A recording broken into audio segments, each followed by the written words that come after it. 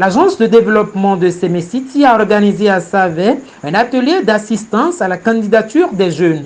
Cet atelier, qui a réuni près de 500 jeunes mobilisés par l'ONG Pas de Solidarité, s'inscrit dans le cadre de la 7e édition du programme d'entrepreneuriat de la Fondation Tony Elumelu. L'économie du savoir, à travers des formations de qualité et d'excellence orientées sur les métiers d'avenir, de la recherche appliquée et la professionnalisation de l'entrepreneuriat type de croissance. C'est dans cette logique que nous avons noué un partenariat avec la Fondation Tony Elumelu dans le but de faire éclore les idées, les initiatives entrepreneuriales au Bénin afin que ces initiatives puissent trouver un terrain fertile à l'international parce qu'il s'agit d'un concours africain.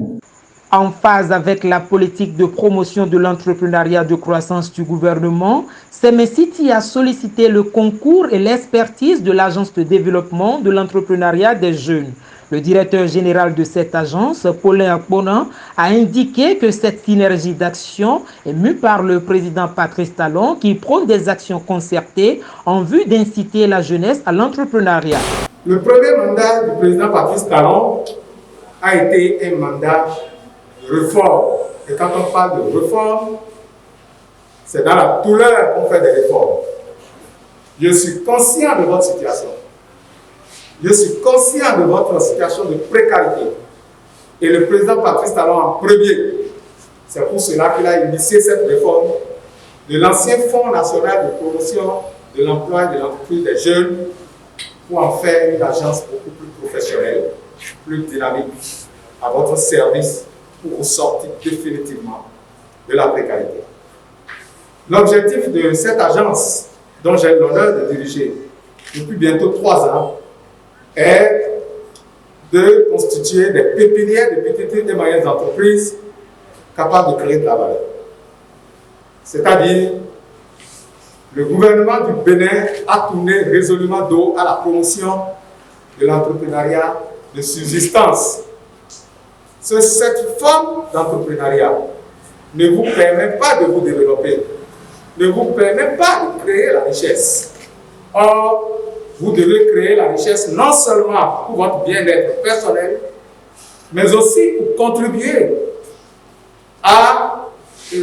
au produit intérieur brut, donc à la richesse nationale, et aussi de créer de l'emploi pour d'autres jeunes comme vous. Et comment faire acte de candidature et surtout leur donner les conseils pour avoir une candidature qui soit retenue. Donc en termes de qualité, le public est arrivé assez tôt, donc on sent qu'ils étaient motivés et ils ont été attentifs, même si au tout début, ce qui est un peu normal, nous sommes dans le local de la mairie, les gens sont un peu impressionnés. On leur pose une question, ils se retrouvent un petit peu comme à l'école. Et nous, ce que l'on veut, et c'est pour ça qu'on les a un petit peu secoué leurs neurones, c'est qu'ils se positionnent déjà comme un homme ou une femme chef d'entreprise, capable de prendre la parole, de répondre et défendre leur projet d'entreprise. Donc au début, je dirais, on a dû un peu chauffer la salle pour que les gens se sentent en condition. Et après, il me semble que tout le monde est attentif parce que ça fait déjà plusieurs heures, 3 ou 4 heures, et les gens sont encore là malgré la chaleur et malgré leurs occupations. La Fondation Tony Elumelu a lancé depuis 2015 un programme de financement de 100 millions, a investi sur 10 ans pour la création d'1 million d'emplois. À travers ce projet, la Fondation ambitionne engranger 10 milliards de dollars de revenus de croissance dans les secteurs de l'agriculture, tourisme numérique, santé, mode, médias et divertissement, environnement et énergie. Les aspirants à ce concours ont jusqu'au 30 mars pour postuler avec des projets d'entreprise qui doivent répondre aux objectifs de développement durable.